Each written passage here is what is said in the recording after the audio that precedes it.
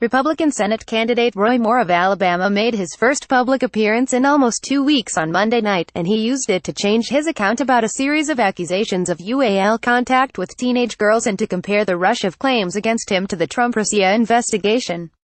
In the past 3 weeks, Moore's campaign has been rocked by allegations from 9 women that he pursued them as teenagers when he was in his 30s. In one case, he is accused of UAL contact with a 14-year-old, and in another, of attempted rape of a 16-year-old. Related, Roy Moore met wife Kayla when she was a minor, and he was 30, at a girls' dance recital. Keep up with this story and more by subscribing now. During a rally Monday night, in which he declined to take any questions, Moore said he did not know any of the women. That contradicts previous statements he has made about his accusers.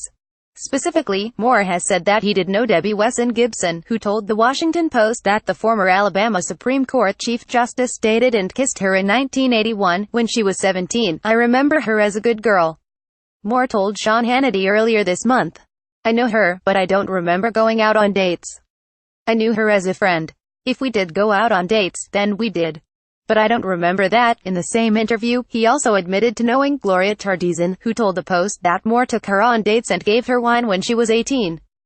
At the time, the legal drinking age in Alabama was 19. Moore's claim Monday also undermined an aspect of the defense utilized by his legal team.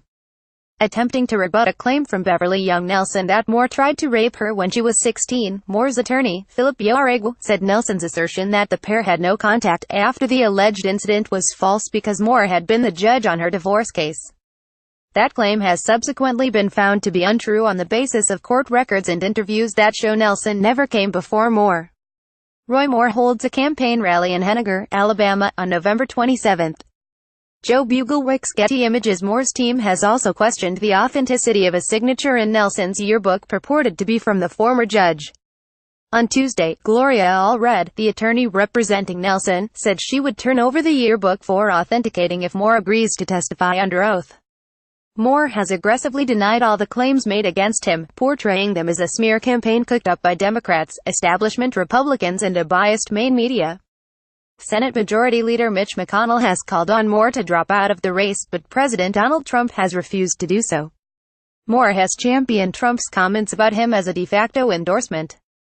But the president, who has faced his own accusations of UAL misconduct, has privately expressed doubts about Moore's accusers, according to reports. On Monday, Moore said what he was facing was directly comparable to the reporting on the investigation into possible collusion between the Trump campaign and Russia. "Why are they doing this? I'm going to tell you why they are doing this," he said. "They are trying to hide the true issues which affect the people of this country and the state that they want resolved." It's no different than when the Washington Post brought out the Russia investigation at a time when President Trump is trying to get his agenda passed. That's exactly what they are doing. They are taking the attention away, and they're not getting anything they are doing. They are taking attention away from the Senate and from the Congress, who can't pass legislation. The people of this country want movement. They don't want false attacks like this. And that's exactly what's happening in this case. Moore, who as of Monday is facing a new challenger in the form of Lee Busby, a former top aide to current White House Chief of Staff John Kelly, has seen his large lead in the polls over Democrat Doug Jones effectively eradicated since the allegations emerged. That, too, he claimed was a media distortion. "This is beyond being attacked for various things, having your family attacked," he said.